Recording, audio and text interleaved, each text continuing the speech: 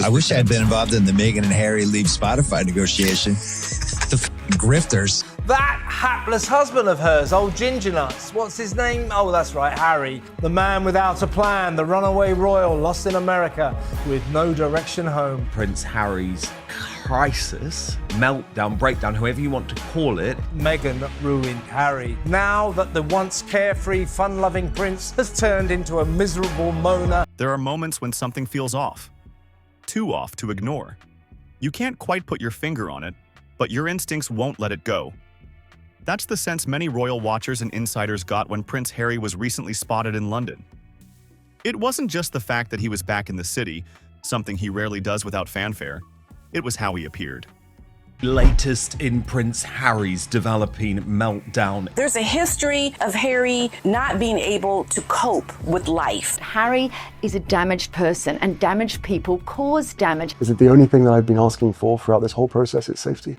Dressed down, glassy-eyed, and moving with a strange robotic detachment, he looked a far cry from the energetic, sometimes tense, but usually engaged public figure the world has grown accustomed to. There was no trace of his trademark nervous smile, no warmth, not even the familiar unease he typically carries when facing the press. Just a hollow, vacant stare that didn't say royal so much as it screamed, lost. The now infamous photo of him standing at a doorbell outside a private club in Mayfair added fuel to the fire. To many, it didn't look like a royal out on official duties. It looked more like someone in crisis, unmoored and searching. She knows Harry is falling apart. She knows this has all gone so badly wrong. That single image was enough to ignite whispers in both media and royal circles. According to those allegedly close to the palace, the concerns went far beyond tired eyes or awkward timing. Some claimed Harry looked visibly thinner than usual, disheveled, and strangely distracted, as if he was right on the edge of something deeper unraveling. These weren't isolated opinions. There were murmurs of other sightings during his London trip. Sightings where he seemed just as adrift, emotionally as much as physically. That's fine, I'll go it alone, just like Meghan Markle and Prince Harry. Hi, I'm Meghan Markle. And I'm Harry. Harry. And we're royally screwed. And it's not just outsiders raising alarm bells. People who've worked closely with Harry before say he has tells, subtle, often involuntary behaviors that surface when he's overwhelmed. Fidgeting, darting glances, a refusal to engage in small talk or eye contact. Signs they say were in full display during his visit. One guest at an event he attended described him as looking like someone trying to crawl out of his own skin. If this was just one awkward moment, maybe it would pass. But sources suggest this was something else entirely. According to several insiders, this could be the beginning of a much deeper spiral, a visible crack in the emotional facade Harry has tried so hard to keep intact. Another photo used in the promotions shows Harry's outstretched hand apparently shielding the couple from photographers. Only it's actually a cropped photo of Harry with ex-girlfriend Chelsea Davy, taken in 2007. That begs the question, what brought him back to London in the first place? And why did his team, usually swift to release polished PR statements, remain utterly silent for hours while those unflattering photos circulated online? The silence itself felt deliberate, as if there was no clear narrative to offer, because behind the scenes, the situation might be too fragile to spin. According to some royal sources, Harry is in a very precarious place emotionally, possibly slipping back into the dark headspace he's openly spoken about in his memoir Spare, and the docuseries The Me You Can't See. His past struggles with drinking, substance use, and emotional detachment were not just confessions for shock value. They were cries for help.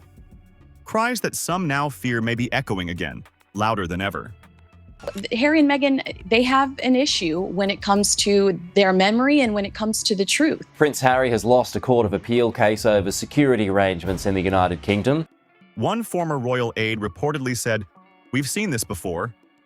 It's the same pattern. He disappears, then reappears in London, alone, and looks like he hasn't slept in days." And the evidence isn't just circumstantial, it's in Harry's own words. He's spoken candidly about using drugs and alcohol not recreationally, but as a desperate coping mechanism. a way to silence the panic attacks and the unbearable grief that haunted him for years after his mother's death. He's described it as survival, not indulgence. And now, years later, people close to him claim those same warning signs are resurfacing, and in some cases worse than before. What's different this time is the response, or rather, the lack of it. How are Prince William and his wife Kate Middleton responding? They're done. They're done. William doesn't even want to hear Harry's name. Harry's digging an even bigger hole for himself here. Well, I think he's dug so deep now, he'll strike water any day now. In the past, when negative headlines surfaced, Harry and Meghan were quick to counter them. Whether it was a carefully chosen interview or a sudden, polished public appearance, there was always an attempt to control the narrative. But now, nothing. No statement from Harry, no post from Meghan, no united front. Just an eerie, deafening silence. And in the world of celebrity and royalty alike, silence can sometimes scream louder than words.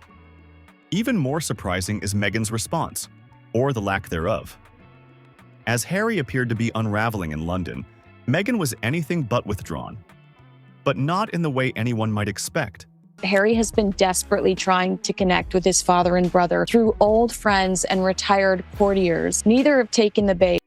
Rather than posting something heartfelt or even cryptic in support of her husband, Meghan released a video promoting her new lifestyle brand, gushing about floral sprinkles and thanking fans for their enthusiastic response to her latest product drop.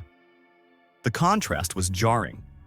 Here was Harry, looking emotionally frayed and physically unwell in public, while Meghan radiated influencer energy from a perfectly curated kitchen. Even her most loyal fans were caught off guard. The tone wasn't just off, it was surreal.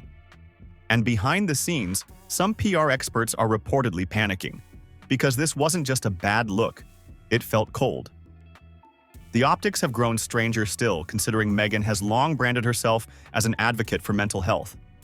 She famously told Oprah that she had to fight for her well-being, and praised Harry as her support system. The man without a plan, the runaway royal lost in America with no direction home, reduced to merely watching while his fame-hungry wife makes a mockery of his genuine fears over the dangers of online harm. But now, with her husband reportedly spiraling, she appears emotionally detached and publicly preoccupied with product launches. Sources claim her team is scrambling to reposition the brand as wholesome luxury.